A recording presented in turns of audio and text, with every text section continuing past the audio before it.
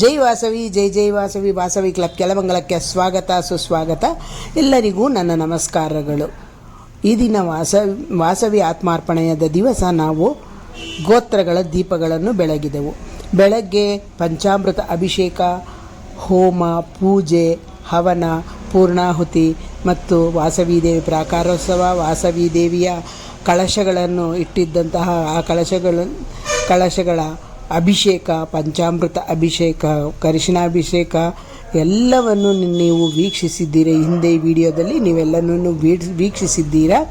ಇವಾಗ ನಾವು ಗೋತ್ರಗಳ ದೀಪಗಳನ್ನು ಬೆಳಗುತ್ತೇವೆ. ಆ ಗೋತ್ರಗಳ ದೀಪಗಳನ್ನು ಬೆಳಗೋದು ಅಂದರೆ ಏನು ಅಂದರೆ, ನಮ್ಮ ವಾಸವಿ ದೇವಿಯು ಅಗ್ನಿ ಪ್ರವೇಶವನ್ನು ಮಾಡಿದ ದಿವಸ ಅವರೊಂದಿಗೆ ವಾಸವಿ ದೇವಿಯೊಂದಿಗೆ 102 ದಂಪತಿಗಳು ಅಗ್ನಿ ಪ್ರವೇಶವನ್ನು ಮಾಡ್ತಾರೆ. ಆ ಅಗ್ನಿ ಪ್ರವೇಶ ಮಾಡಿದ ದಿನದಂದೇ ಆತ್ಮಾರ್ಪಣೆ ದಿನ ಅಂತ ಕೂಡ ಹೇಳ್ತಾರೆ, ಅಗ್ನಿ ಪ್ರವೇಶದ ದಿನ ಅಂತ ಕೂಡ ಹೇಳ್ತಾರೆ.